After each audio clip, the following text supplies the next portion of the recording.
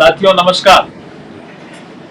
मैं बीकानेर के सभी नागरिकों से ये अपील करना चाहता हूँ कि बीकानेर जिले में जनगणना 2027 के प्रथम चरण अर्थात मकान सूचीकरण का कार्य प्रारंभ हो गया है। इसके तहत सौगणना का कार्य 1 मई 2026 से शुरू हुआ है।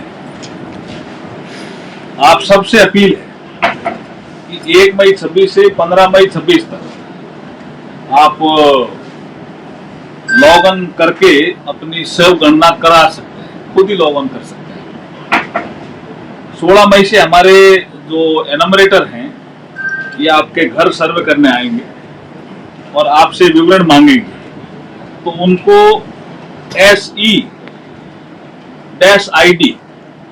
पर उपलब्ध कराएं ये सारा विवरण, जिससे उनको एक सुविधा मिलेगी। मैं पूर्ण रूप से आपको आश्वस्त करना चाहता हूं कि आपकी समस्त सूचनाएं एवं जानकारी गोपनीय रखी जाएगी। बहुत बहुत धन्यवाद। देखिए, जब SIR का मुद्दा हुआ तो पी ममता जी उनके वकील थे, फिर भी वो सुप्रीम कोर्ट पहुंचे। सुप्रीम कोर्ट ने कहा भी SIR तो एक प्रक्रिया है चुनाव आयोग की। चुनाव आयोग को संविधान के तहत शक्तियां प्राप्त है कि मतदाता सूची में अगर उनको गड़बड़ नजर आती है तो सुधार करें। कोई ऐसा वोट जो मतदाता सूची में नाम आ गया है तो चुनाव आयोग को उनको हटाने का अधिकार है प्रक्रिया के तहत, और कोई छूट गया तो जोड़ने का अधिकार है। तो वो प्रक्रिया के तहत सुप्रीम कोर्ट वो उस समय भी पहुंची थी, और इस समय भी जब उनको पता है कि एंटी इनकम्बेंसी बहुत है, शासन में गुड गवर्नेंस नहीं है, भ्रष्टाचार बहुत बढ़ा है उनके 15 साल के शासन में, घुसपैठियों ने बहुत पैठ बनाई है, जनता नाराज हो गई है, तो हताशा में ये प्रतिक्रिया स्वरूप ये एक्शन ले रही है। वो सुप्रीम कोर्ट जिस तरह से उसको जाना वो करे, केंद्रीय दल जो है वो काम कर रहा है। देखिए, न्याय का दरवाजा कोई खटखटा सकता है, वो विषय मैंने आपको कहा ना SIR में भी खटखटाया था उन्होंने। धांधली के आरोप भी उन्होंने लगाए हैं, आज 2 जगहों पर रीपोलिंग भी हो रही है। नहीं, रीपोलिंग तो कई बार होती भी है। वो जब चुनाव आयोग तय करता है कि रीपोलिंग होनी चाहिए क्योंकि उनको लगता है कहीं गड़बड़ तो, लेकिन फिर भी बंगाल के मतदाताओं ने बहुत बढ़ चढ़ करके हिस्सा लिया था इस लोकतंत्र के पर्व में।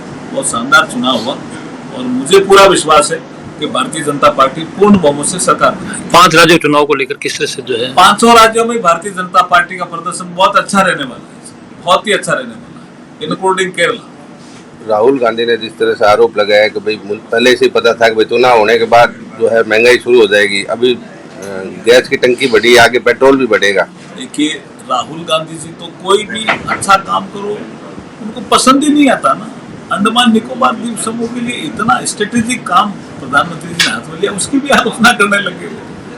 अब अंतर्राष्ट्रीय परिस्थितियां आपको भी पता है, सबको जैसी बनी है, और लगातार निगाह रख रहे हैं। प्रधानमंत्री जी भी, हमारा एक ग्रुप ऑफ मिनिस्टर है, वो भी एक वर्किंग ग्रुप बना है, वो भी देश के नागरिकों को तकलीफ नहीं आने देंगे, ऐसा नरेंद्र मोदी जी प्रयास कर रहे हैं। गंगानगर को लेकर, गंगानगर विधायक के साथ जिस तरह से मारपीट का मामला है उसको लेकर देखिए, ये दुखद एक घटना श्री गंगानगर में घटी है। मैंने मुख्यमंत्री जी से भी बात की है और अभी जांच चल रही है। जांच के नतीजे आ जाएंगे फिर मैं आपको पूरा विवरण दूंगा। पर अपनी ही सरकार में अगर कोई भाजपा के विधायक पर ही हमला होता तो ये तो बड़ी बात है, उसको लेकर जांच तो बात की बात है, लेकिन इस तरह से मैंने कहा ना दुखद है, लेकिन जांच के बाद ही तथ्यों का पता चलेगा ना। हरदीप पुरी जी का एक ट्वीट है कि भाई 4 साल से हमने रेट नहीं बढ़ाए, अब हम बढ़ाएंगे रेट। ऐसा नहीं हो सकता। उन्होंने कहा भी लगातार समीक्षा हमारे जो ग्रुप ऑफ मिनिस्टर्स बना हुआ है और वर्किंग ग्रुप बना वो कर रहा है। तो क्या लगता है बाजार जनता पे असर पड़ेगा? नहीं है जी, महंगाई को देखो, जब से नरेंद्र मोदी जी आए नियंत्रण में रखा है ना, हर परिस्थिति में रखा है, कोविड के समय भी रखा है।